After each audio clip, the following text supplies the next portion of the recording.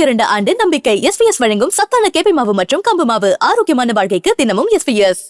Welcome to political lab. இன்னைக்கு நம்ம நிகழ்ச்சியில காவிரி நதிநீர் பிரச்சனை சம்பந்தமா தான் விரிவா விவாதிக்க இருக்கோம். குறிப்பா மேகதாது அணை கட்டும் முயற்சியில கர்நாடக அரசு இறங்கியிருக்கு. தீவிரமா அதை நோக்கி அவங்க பயணிச்சுக்கிட்டு இருக்காங்க. மத்திய அரசும் அதற்கு ஆதரவான குரல்களில் தான் எழுப்புறாங்க. இப்படியான ஒரு நெருக்கடியான ஒரு சூழல்ல தமிழக முதலமைச்சர் ஜோசப் விஜய் அவர்கள் நேரடியாக கர்நாடகாவுக்கு போய் அங்கே இருக்கக்கூடிய முதலமைச்சர் டி.கே. சிவகுமார் அவர்களை சந்திக்க போகிறாரு. இது தொடர்பான விவாதங்கள் இருக்க போகுது அப்படின்ற ஒரு பேச்சுவார்த்தை நடக்க போகுது அப்படின்ற ஒரு தகவல் வெளியே இருக்குது. இங்கே இருக்கக்கூடிய எதிர்க்கட்சிகள் அதை திட்டவட்டமாக எதிர்ப்பு தெரிவிச்சிருக்காங்க. ஏன்னா நமக்கு நீதிமன்ற தீர்ப்புகளும் இருக்குது, காவிரி நடுவர் மன்ற தீர்ப்பும் நமக்கு சாதகமாக இருக்கக்கூடிய சூழலில் நாம் அங்கே போக வேண்டிய அவசியமே இல்லை, உறுதியாக கர்நாடக முதலமைச்சர் அணை கட்டியே தீருவோம் அப்படின்ற ஒரு நிலைப்பாட்டில் இருக்கும்போது நம்ம அங்கே போகக்கூடாது அப்படின்ற ஒரு விவாதத்தை முன்வச்சிருக்காங்க. இன்னைக்கு நம்ம அது குறித்து தான் பேச இருக்கோம். வணக்கம். வணக்கம். நம்ம ஏற்கனவே சொன்ன மாதிரி இது கிட்டத்தட்ட 200 ஆண்டுகால பிரச்சனை. இன்னைக்கு நேற்று இல்லை, இந்த பல்வேறு அரசியல் கட்சிகள், பல்வேறு முதலமைச்சர்கள் இந்த பிரச்சனையை எதிர்கொண்டிருக்காங்க. இப்போ திரு விஜய் அவர்கள் ஒரு நிலைப்பாடு எடுத்து நான் போய் அங்கே சந்திக்க போறேன் அப்படின்றாங்க.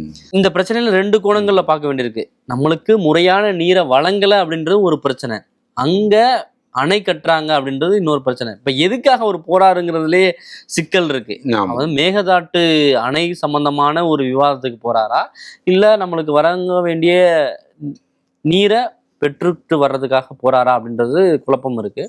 இப்படியான சொல்ல எப்படியுமே எதற்காகவுமே அங்க போகக்கூடாது அப்படின்ற ஒரு கருத்துக்களை தான் இங்க இருக்கக்கூடிய எதிர்கட்சிகள் வைக்கிறாங்க. நம்ம அதுல இருந்து தொடங்கலாம் அப்படின்னு நினைக்கிறேன். ஆமா, நீங்க சொன்ன மாதிரி நீங்க 200 வருஷம் அப்படிங்கறத நீங்க சொல்லியிருந்தீங்க. ஆனா மன்னர்கள் காலத்திலேயே கூட அந்த பிரச்சனைகள்லாம் இருந்திருக்கு. சமஸ்தானத்தை படையெடுத்து போயெல்லாம் தண்ணியை மீட்டு வந்த சில வரலாறுகள்லாம் சொல்லப்படுது. ஆமா, அதுக்குள்ள நம்ம போக தேவையில்லைன்னு 1807 இந்த பிரச்சனை ஸ்டார்ட் ஆயிடுச்சு. ஆமா ஆமா, 1807 இந்த பிரச்சனை ஸ்டார்ட் ஆயிருச்சு. அதுக்கப்புறம் நீங்க பாத்தீங்கன்னா 1866 கர்னல் ஆர்ஜே சாங்கி அப்படிங்கிறவர் ஒரு சில முன்னெடுப்புகள் செய்யறாரு. அதுலயுமே பாத்தீங்கன்னா பாதிக்கப்படுது. சென்னை மாகாணம் மெட்ராஸ் மாகாணம் அப்ப இருந்தது பாதிக்கப்படுது அப்படிங்கிற மாதிரி சில முடிவுகள் எடுக்கப்பட்டு 1892 தான் ஒரு ஒப்பந்தம் அப்படிங்கிறது போடப்படுது. அந்த ஒப்பந்தம் படி புதிதா நீங்க என்ன ஒரு கட்டுமானம் என்ன பண்ணனாலும் அப்போதைய மைசூர் சமஸ்தானம் சென்னை மாகாணத்துக்கிட்ட அதற்கான அனுமதிகள்லாம் வாங்கணும் அப்படிங்கிற மாதிரி அந்த முடிவுகள் கூட எடுக்கப்படுது. அதற்கு பிறகுமே நீங்க பாத்தீங்கன்னா இன்னமுமே சில வேலைகள்லாம் கர்நாடகா இறங்குறாங்க. அவங்க கிருஷ்ணராஜசாகர் அணை, இன்னைக்கு கேஎஸ்ஆர் அணை, அதுதான் கர்நாடகாவோட ஒரு மிகப்பெரிய நீர் இந்த விஷயங்களை கொடுத்துட்டு இருக்கிறத நம்ம பார்க்கிறோம். அந்த கட்டுமானம் அப்படிங்கிறது 1910 அந்த இதுல ஆரம்பிக்கும் போது அப்பயுமே பெரிய அளவுல பிரச்சனை அப்படிங்கிறது வருது. அவங்க தமிழ்நாட்டுக்கிட்ட, அதாவது சென்னை மாகாணத்துக்கிட்ட அனுமதி வாங்காம கட்டுமானம் இந்த மாதிரியான விஷயங்களை தொடங்குறாங்க. அப்போ ஒரு சில உடன்படிக்கைகள் போடப்பட்டு இங்க மேட்டூர் அணை கட்டப்படுது, அங்கே அது கட்டப்படுது. சில குறிப்பிட்ட விஷயங்கள்லாம் அந்த நேரத்துல பேசி முடிவெடுக்கப்படுது. அது 1924 ஒப்பந்தம் படி. அதற்கு பிறகு நீங்க பார்த்தீங்கன்னா அது ஒரு 50 வருடம் அதற்கான ஆயுள் இருக்கும் அப்படிலாம் சொல்லப்படுதுன்னு வச்சுங்களேன். அதற்கு பிறகு நம்ம பார்த்தோம்னா 1960 மேலுமே 2 அணை கட்டுறாங்க. இதுல உதாரணத்துக்கு நம்ம பார்க்கணும்னா காவிரி கங்கை பிரம்மபுத்திரா போல ஒரு வற்றாத நதி அப்படிங்கிறது இல்லை. ஏன்னா காவிரி எப்பெல்லாம் பிரச்சனை வரும் அப்படின்னு நீங்க பாத்தீங்கன்னா மழை நல்லா பெய்யும் போது அப்படியே பிரச்சனை இல்லாம இருக்கும். கர்நாடகா இதற்கு முன்பா பிரச்சனை பண்ணாம இருந்தாங்களா, இப்ப திடீர்னு பண்றாங்களான்லாம் கிடையாது. அவங்க மழை அதிகமா பெஞ்சதுன்னா ஒரு வடிகால தமிழ்நாட்டை பயன்படுத்திக்குவாங்க. அவங்க வெள்ளத்துல இருந்து தப்பிக்கிறதுக்கு ஒரு வடிகாலா தமிழ்நாட்டை பயன்படுத்தி பல வருடங்கள் வறண்டு போய் கிடந்திருக்கு. பல வருடங்கள் உபரி நீரை நம்ம கடல்ல கலக்க வேண்டிய ஒரு சூழல் ஆகுது. இப்படியான சிக்கல்கள் இருக்கு. ஏன்னா இது அவங்களுடைய கோட்பாடு, அவங்களுடைய முடிவு என்னன்னு பார்த்தோன்னா ஆரம்பத்துல இருந்து 1800 இருந்து அவங்க என்னன்னா அந்த பகுதிகளில் பெய்யக்கூடிய மழையை முழுமையா அவங்க பயன்படுத்திக்கணும். கரெக்ட். அதை முழுமையா நம்மளுக்கு வரணும். ஆனா அதிகபட்சமா போனாக்க இங்க வெள்ளத்துல பாதிக்கிறதுக்கு, அதுல இருந்து தப்பிக்கிறதுக்காக இந்த பக்கம் திறந்து விட்டுறணும் தான் அவங்களுடைய கான்செப்டா இருக்கு. அது அப்பையில இருந்து மெட்ராஸ் மாகாணமா இருந்த காலகட்டத்தில இருந்து இதற்காக தமிழர்கள் போராடிக்கிட்டு இருக்காங்க அப்படின்ற ஒரு சூழல் தான் இப்போ வரையும் அதுதான் தொடர்ந்துகிட்டு. ஆமா, இதுல என்னன்னா ஒரே ஒரு விஷயம் கன்னட மக்களுக்கோ இல்ல கர்நாடகால இருக்க அரசியல்வாதிகளுக்கோ புரியாத விஷயம் இல்லை. ஏன்னா நீங்க இன்னைக்கு உலக லெவல்ல பெங்களூர் உலக லெவல்ல ஒரு முக்கியமான இடமா இருக்கு. கர்நாடகால இருக்கிற மனிதர்களுமே நிறைய பெரிய பெரிய பொறுப்புகள்ல இந்திய அளவுல கூட இருந்திருக்காங்க. அவங்களுக்கு தெரியாத விஷயங்கள்லாம் கிடையாது. அதாவது உலக நதிநீர் ஒப்பந்தம் இல்ல குறிப்பா வந்து நைல் ஒப்பந்தம் என்ன சொல்லுதுன்னா, எங்க உருவாகுதோ அதை விட ஜனிக்கிற இடத்த விட எங்க உருவாகிற இடத்த விட எங்க அதிக தூரம் பயணிக்குதோ அவங்களுக்கான உரிமை தான் அதிகமா சொல்லுது, முதல் உரிமை அப்படிங்கிறது. கடைமடை வரையும் போகலாம், அவங்க கடைமடைக்கு தான் அதிக உரிமை. ஆமா, நம்மளோட லோக்கல் இதுல பாக்கணும்னா கடைமடைக்கு தான் முதல் உரிமை அப்படிங்கிற அளவுக்கு அங்க வரைக்கும் போகணும் அப்படிங்கிறது தான் ஒரு முக்கியமான ஒரு விஷயமா இருக்கு. நீங்க ஒரு சின்ன உதாரணம் தான், ஊர்ல வந்து கண்மாயோ ஊரணியோ இருக்கு, எல்லாத்துக்குமே தண்ணி போகுதுன்னா முதல்ல உள்ளவங்க என்னோட இதுதான் இருக்கு, என் தேவை ஃபுல்லா தீர்ந்ததுக்கு அப்புறம் தான் கொடுப்பேன் அப்படிங்கிறத சொல்ல முடியாது யாருமே. அது மாதிரி என் நிலம் இவ்வளவு இருக்கு, எல்லாமே தீர்ந்ததுக்கு அப்புறம் தான் கொடுப்பேன்னு சொல்ல முடியாது. எல்லோருக்குமே சமமா பிரிக்கணும் அப்படிங்கிறது தான் உலக அளவுல நைல் ஒப்பந்தமுமே அதான் சொல்லுது. 3 நாடுகள் வந்து எகிப்து, சூடான் போன்ற 3 நாடுகள் வந்து அந்த தண்ணி வந்து பிரிச்சுக்கிற விஷயங்கள் எல்லாம் கூட இருக்கு. அப்படின்னு இருக்கும்போது நீங்க 1960களில் அவங்க மேலும் ஒரு 2 அணையை கட்டுறாங்க.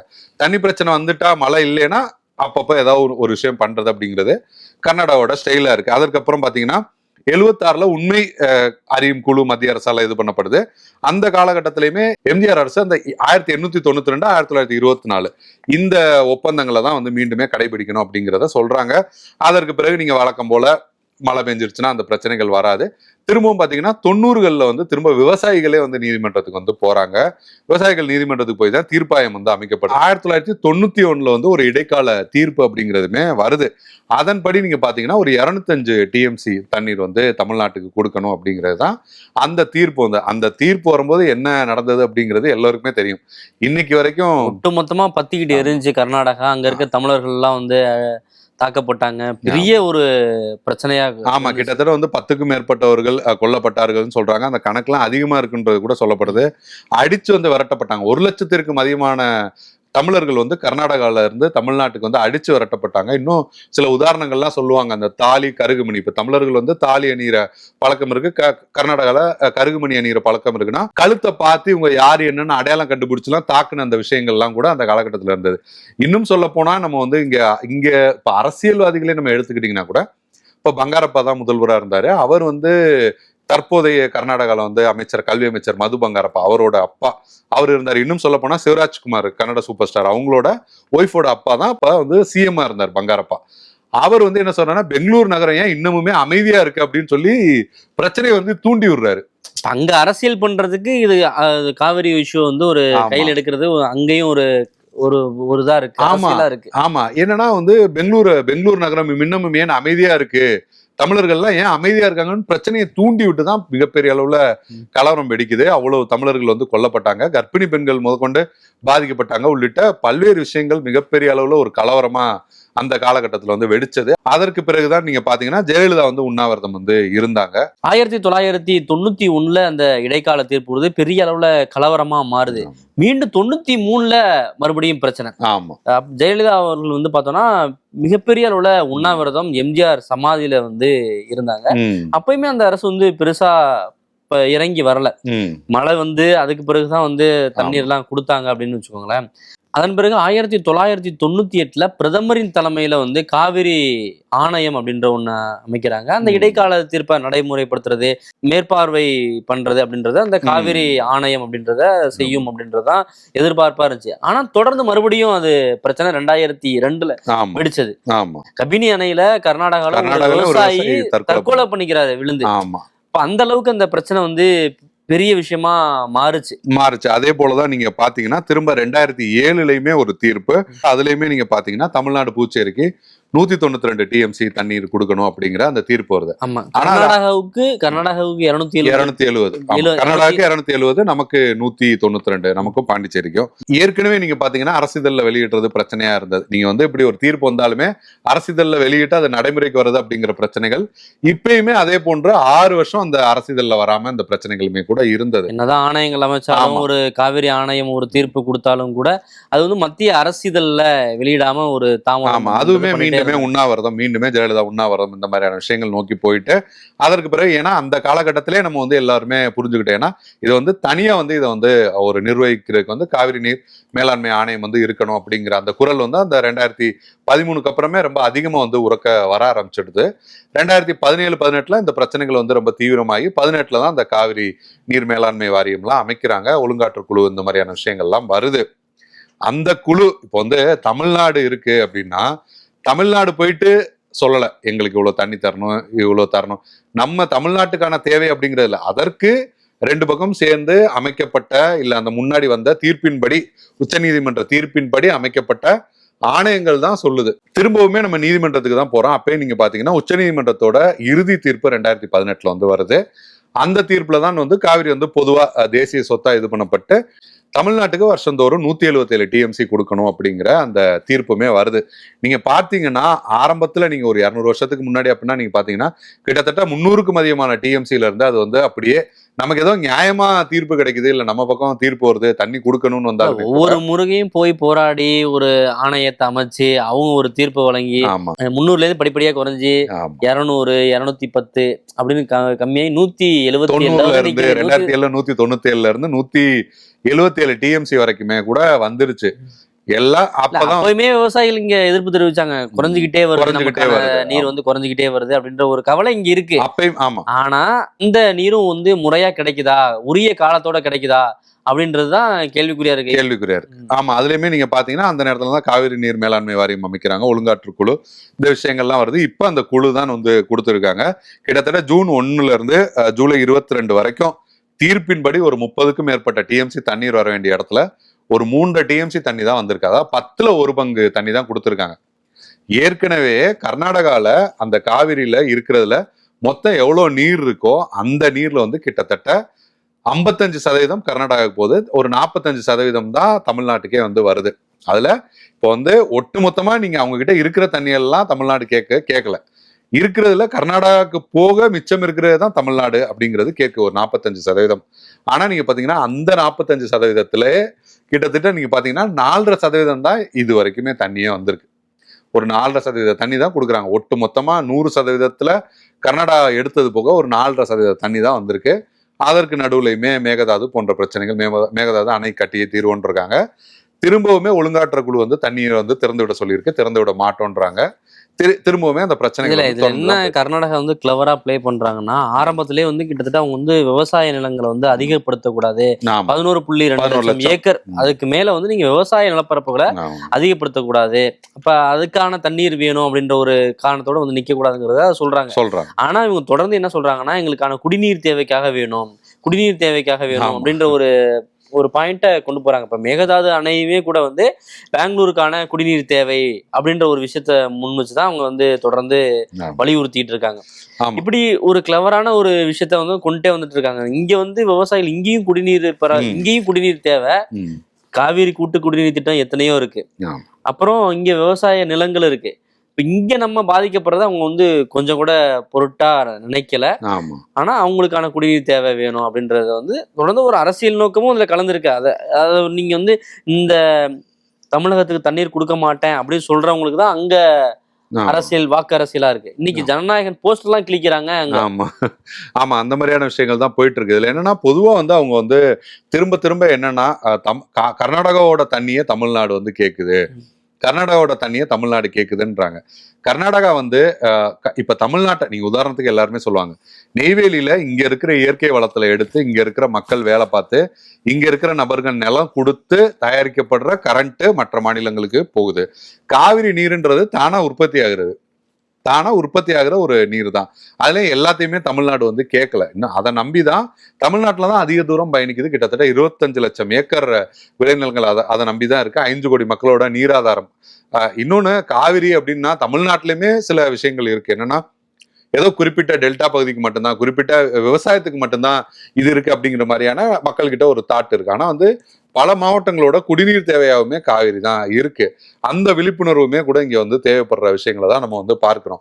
அப்படி இருக்கும்போது இங்க அடிப்படை தேவையை விட்டுட்டு நீங்க பெங்களூருக்கும் காவிரிக்கும் என்ன சம்பந்தம் இருக்கு? ஆனா ஆல்ரெடியே அங்க வந்து கிட்டத்தட்ட பல டிஎம்சி வந்து அங்க போயிட்டு இருக்கு. அதை அதிகப்படுத்துறதுக்கு தான் மேகதாது அணை முழுக்க பெங்களூரோட குடிநீர் தேவைக்காக கட்டப்பட்டது. அங்க வந்து விவசாயத்துக்காகவோ இல்ல மற்ற விஷயங்களுக்காக இல்ல, முழுக்க அங்க நிறைய நிறுவனங்கள் வந்திருக்காங்க. இன்னும் சொல்ல போனா மின்சாரம் தயாரிக்கிறதுக்கான ஒரு உள்நோக்கம் கூட இருக்கு. 500 மெகாவாட் மின்சாரம் தயாரிக்கிறதுக்கான அந்த விஷயங்களுக்காக பயன்படுத்த போறாங்கன்னு சொல்றாங்க. ஏறக்குறைய வந்து தமிழ்நாட்டுக்கு நியாயமா கிடைக்க வேண்டிய தண்ணியை வந்து ஒரு முறைகேடா மற்ற விஷயங்களுக்கு பயன்படுத்துற விஷயத்தை தான் இதுல வந்து பார்க்க முடியுது. ஆமா, இப்ப நீங்க பார்த்தோம்னா இது இன்னும் எளிமையா புரிஞ்சுக்கணும் அப்படின்னு பார்த்தோம்னா, மேட்டூர் அணை இருக்கு. மேட்டூர் அணையோடைய நீரை முழுமையா சேலத்துலதான் இருக்கு மேட்டூர் அணை. ஆமா, ஆனா சேலம் மக்கள் மேட்டூர் அணையில உள்ள நீரை முழுமையா பயன்படுத்தல. அங்க தண்ணீர் பஞ்சம்லாம் இருக்கு.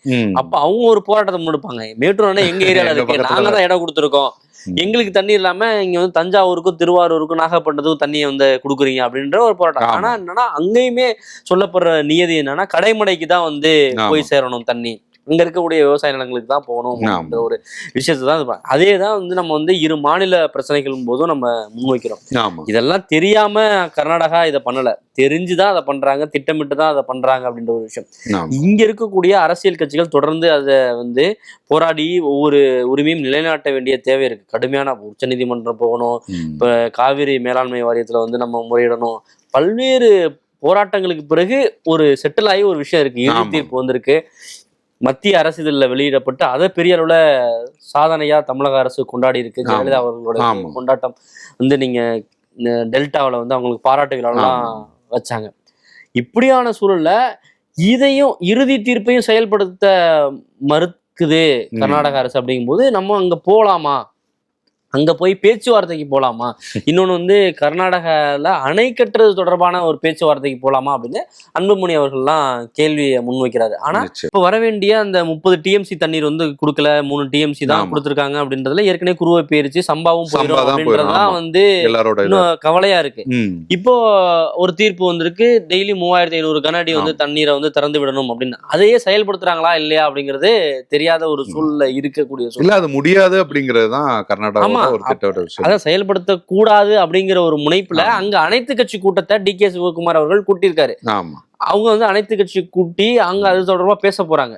ஆனா இங்க மேகதாதுல அணை கட்ட போறாங்க, மத்திய அரசு அதுக்கு தமிழ்நாட்டோடைய அனுமதி கேட்க தேவையில்லை அப்படின்னு சொல்லி பகிரங்கமா சொல்றாங்க. அப்படிங்கும் போது இங்க எல்லாரும் அனைத்து கட்சி கூட்டத்தை கூட்டி தமிழ்நாட்டோடைய வாழ்வாதார ஜீவாதார பிரச்சனை குறித்து விவாதிக்கணும், என்ன முடிவெடுக்கணும், எப்படி இதை அணுகணும் அப்படின்னு சொல்லி அனைத்து கட்சி கூட்டத்தை கூட்டணும் அப்படின்ற ஒரு விஷயத்த முன்வைக்கிறாங்க. ஏற்கனவே இது எப்படி புரிஞ்சுக்க வேண்டியிருக்குன்னா, தமிழகத்துல புதுசா தாவே காட்சி வந்திருக்கு, அவங்களுக்கு அனுபவம் இல்லை அப்படின்ற ஒரு விஷயத்த முன்வைக்கிறாங்க. எந்த ஒரு பிரச்சனைகள் வந்தாலும் எங்களுக்கு ஒரு டைம் வேணும், எங்களுக்கு நாங்க இப்பதான் வந்திருக்கோம் அப்படின்றது அது நியாயமான ஒரு கோரிக்கையா, நியாயமான ஒரு விஷயமா பாக்குறாங்க. இப்படி இவ்வளோ ஒரு 200 ஆண்டு கால பிரச்சனையில எத்தனையோ அரசியல் கட்சிகள் போராடி நம்ம படிப்படியா நம்மளுக்கான உரிமையான நீர் குறைஞ்சிக்கிட்டே வருது அந்த அளவு. இப்படியான சூழல்ல இந்த பிரச்சனையில ஒரு மிக முக்கியமான பிரச்சனை, அனைத்து கட்சி கூட்டத்தை கூட்டணும், எல்லாருடைய கருத்திலும் கேட்கணும், எப்படியான ஒரு நிலைப்பாடு எடுக்கணும். ஆனா அந்த விஷயத்துல அமைதி காக்குறாரு முதலமைச்சர். தாவேக அரசு அது சம்பந்தமான எந்த முடிவும் எடுக்காம கூட்டணியில இருக்கிறாங்க அப்படின்றதுனால அங்க போறாங்களா, இதை போனா சரி பண்ணிடலாம் அப்படின்னு நினைக்கிறாங்களான்னு தெரியல. ஆனா இதுக்கு தாவேக்காவை பல்வேறு சந்தர்ப்பங்கள்ல ஆதரிக்கக்கூடிய எல்லா கட்சிகளும் இதை எதிர்க்கிறாங்க, திமுக மட்டும் இல்லாம. ஓகே, இல்ல இதுல ஒரு விஷயம் இருக்கு என்னன்னா, சில விஷயங்கள் நம்ம ஒரு டிப்ளமேட்டிக்கா தான் பண்ண வேண்டியது இருக்கு. சில விஷயங்கள் நம்ம ஏற்கனவே நீங்க சொன்ன மாதிரி மாநில முதல்வர்கள் பேசி, இணக்கமா இருந்தவங்க எல்லாம் பேசி, ராஜாஜி காலத்திலே இது இஷ்யூ இருந்திருக்கு. அப்போ அங்க நிஜலிங்கப்பாவை யாரோ ஒருத்தர் அந்த மாதிரி இருந்திருக்காரு, அவருடைய சிஷ்யன், அவர் தண்ணி தரலன்றப்ப ராஜாஜி பிரதமரா அந்த மாதிரியான பொறுப்புல இருக்கும்போது அவர் ராணுவத்தை அனுப்பி நான் தண்ணி கொண்டு வருவேன் அப்படிலாம் சொல்லிலாம் தண்ணி வாங்கின வரலாறுலாம் கூட சொல்றாங்க. அப்படி ஏற்கனவே தனிநபர்களாலேயோ அந்த மாதிரி முதல்வர்களாலேயோ பேச முடியாததான் அந்த ஆணையம்லாம் அமைக்கப்படுது, உச்ச நீதிமன்ற தீர்ப்புகள்லாம் இருக்கு அப்படிங்கிறது. இதுல என்ன ஒரே ஒரு விஷயம்னா, தனிப்பட்ட நபர் போய் இதை அவர் முதல்வராகவே இருக்கட்டுமே, தனிப்பட்ட நபர் போய் இதை பேசி தீர்க்கிறது அப்படிங்கிறது இதுல தேவையே இல்லை அப்படிங்கிறது தான் எல்லாரோட முக்கியமா காவிரிக்கு போராடுறவங்களோட கருத்தா இருக்கு. நீங்க ஒருவேளை கர்நாடகா எங்களோட நிலைமை எப்படி இருக்கு, எங்களோட நிலைமை எப்படி மோசமா இருக்குன்னு சொன்னா, இங்க இருந்து நீங்க ஒரு வல்லுநர் குழுவை அனுப்புங்க, அங்கே எவ்வளவு தண்ணி இருக்கு, என்ன இருக்கு, 100 டிஎம்சி இருந்தா எவ்வளவு பிரிக்கணுமோ அந்த மாதிரியான விஷயங்களை பிரிச்சுக்கலாம், வல்லுநர் குழுவை தான் அனுப்பணும். ஆனா இதை காங்கிரஸ் கவர்மெண்ட், குறிப்பா டி.கே. சிவகுமார் இதை எப்படி பயன்படுத்திக்குவாங்க அப்படின்னு சொல்றாங்கன்னா, இப்ப வர்ற தீர்ப்புகளோ மற்ற விஷயங்களையோ நாங்க பேச்சுவார்த்தை நடத்திக்கிட்டு தான் இருக்கோம் அப்படிங்கிற மாதிரி ஒரு தோற்றத்தை உருவாக்குவாங்க. திரும்ப ஒரு தீர்ப்பாயத்தை நோக்கி கொண்டு போவாங்க. அது உருவாகி அது ரெடியாகி வர்றதுக்கே பல வருஷங்கள் ஆகும், 30 வருஷம் கூட ஆகலாம்.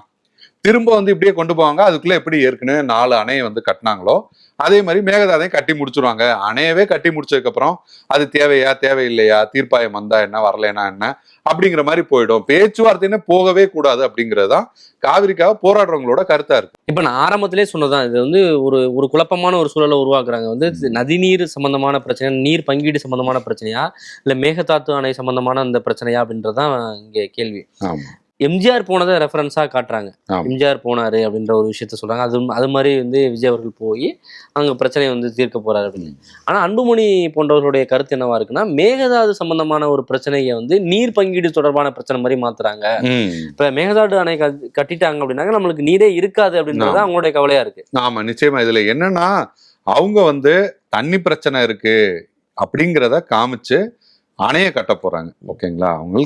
எங்களுக்கு வந்து தண்ணீர் பற்றாக்குறை இருக்கு அப்படிங்கிறத காமிச்சு, இல்ல அந்த காவிரி அந்த விஷயங்களை காமிச்சு எங்கெங்கெல்லாம் கூட்டிட்டு போறேன்னு சொல்லியிருக்காங்க. அதெல்லாம் காட்டி இந்த மாதிரி எங்களுக்கு ஒரு அணை வந்து தேவைப்படுது, ஏன்னா இவ்வளவு பாதிப்புகள் இருக்குன்னு காட்ட போறாங்க. இப்ப என்னன்னா, தமிழ்நாட்டிலுமே நிறைய பாதிப்புகள் இருந்துட்டு தான் இருக்கு.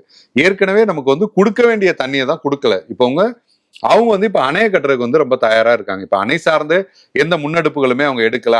அணை கட்டுறதுக்கான அந்த முயற்சிகள்ல இல்லைன்னா அப்ப கூட நம்ம பேச்சுவார்த்தைக்கு போக வேண்டிய அவசியம் கிடையாது. ஆனா அந்த முனைப்புல இருக்காங்க இந்த நேரத்துல. இதை காரணமா காமிச்சு அவங்க வந்து விளக்கம் சொல்றான் அப்படிங்கிற மாதிரி விளக்கம் சொல்லிடுவாங்க. நீங்க காவிரி தண்ணிக்கா ஒரு காலத்துல போனது வேற, இப்போ வந்து அவங்க அணைய கட்ட போறாங்க, இந்த நேரத்துல போய் பேச்சுவார்த்தைக்கு போறது வேற அப்படிங்கறதுதான் அன்புமணியுமே சொல்றாரு. எல்லாருமே அதான் வந்து சொல்றாங்க. இப்ப நம்ம வந்து அங்க உள்ள பிரச்சனைகளை நாம போய் பார்வையிடணும். இங்க இருக்க பிரச்சனையை யார் வந்து பார்வையிடுவா அப்படின்றதான் கேள்வியா இருக்கு. ஆமா, இதுல நீங்க இன்னொரு விஷயம் வந்து ரொம்ப முக்கியமா சொன்னீங்க. என்னன்னா, கடந்த காலத்திலே வந்து திமுக அதிமுக போட்டியிலே வந்து பல்வேறு விஷயங்களை விட்டுட்டாங்கன்னு சொல்லுவாங்க. மாத்தி மாத்தி வந்து குற்றம் சுமத்துறது நீங்க அப்படிங்கிற விமர்சனங்கள் எல்லாம் கூட இருந்தது. பொதுவா திமுக சரியா வாதாடல, இந்த மாதிரியான விமர்சனங்களையுமே வந்து முன் வச்சிருக்காங்க அப்படிங்கிறதுமே நம்ம பார்த்திருக்கோம்.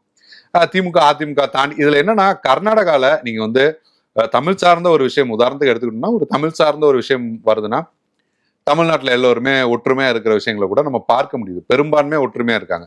ஆனா தமிழ்நாட்டோட உரிமை சார்ந்த விஷயங்கள் வரும்போது இங்க அந்த அளவுக்கு எல்லா கட்சிகளை மறந்து ஒற்றுமையா இருக்காங்களான்னா இல்ல அப்படிங்கிறது தான் பெரிய விஷயமா இருக்கு. நீங்க கர்நாடகா டிவி சேனல்லையோ இல்ல கர்நாடகாலயோ போய் தமிழ்நாட்டுக்கு நியாயமா தண்ணியை கொடுக்கணும்ல யாருமே பேச முடியாது. சட்டமன்றத்துல பேச முடியாது, பொதுவாகவே பேச முடியாது. தீர்ப்பு வந்து இப்ப தேசிய கட்சிகள், உதாரணத்துக்கு மாநில கட்சிகளை விடுங்களேன், தேசிய கட்சி இப்படி ஒரு பிரச்சனை வந்தோன்னா பஸ்ஸே அங்க போக முடியல.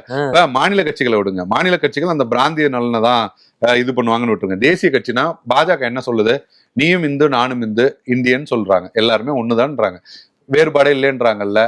ஒரு இந்தியனுக்கு கிடைக்க வேண்டிய தண்ணியை வந்து தடுக்கலாமா? சட்டப்படி, உச்சநீதிமன்ற தீர்ப்படி, சட்டப்படி, கான்ஸ்டியூஷன் படி, சட்டத்துக்கு புறம்பா இல்ல.